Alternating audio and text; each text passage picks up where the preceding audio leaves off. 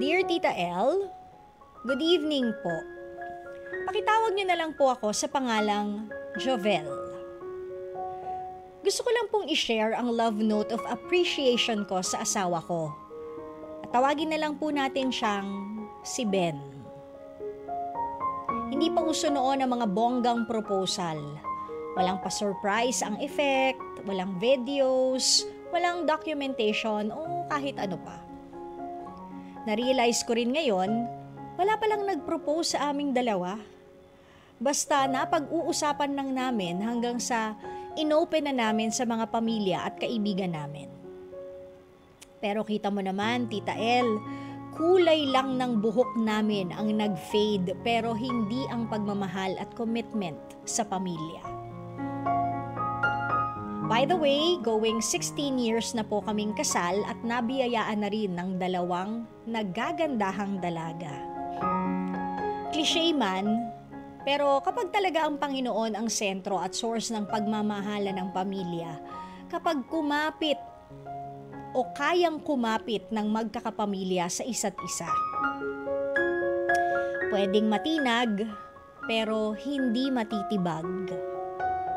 Pwedeng madapa, pero babangon ng may mas matibay na pundasyon.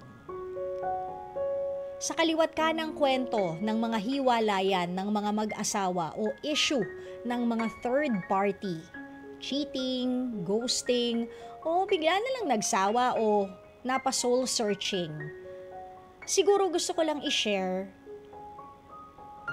sa mga katulad kong nasa loob ng lifetime commitment ng kasal na ang pagkakaroon ng lifetime partner o forever na the one, choice natin yun.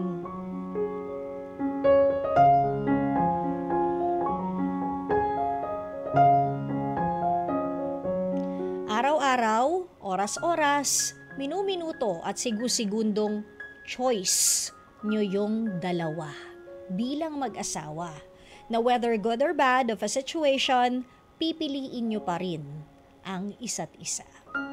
Mindset ba, Tita El? Mindset. But I really believe kapag ganyan yung disposisyon ng mga nasa marriage, for sure, even forever is not enough para pagsaluhan ninyong dalawa ang kasama ang buo ninyong pamilya. Kaya maraming salamat sa asawa ko at palagi kitang mahal at pipiliin kahit madalas hindi halata sa akin. Mahal ko kayo ng mga anak natin, kayo ang buhay ko. Hanggang dito na lang po, Tita El. Maraming salamat po. Muli, ako si Jovel.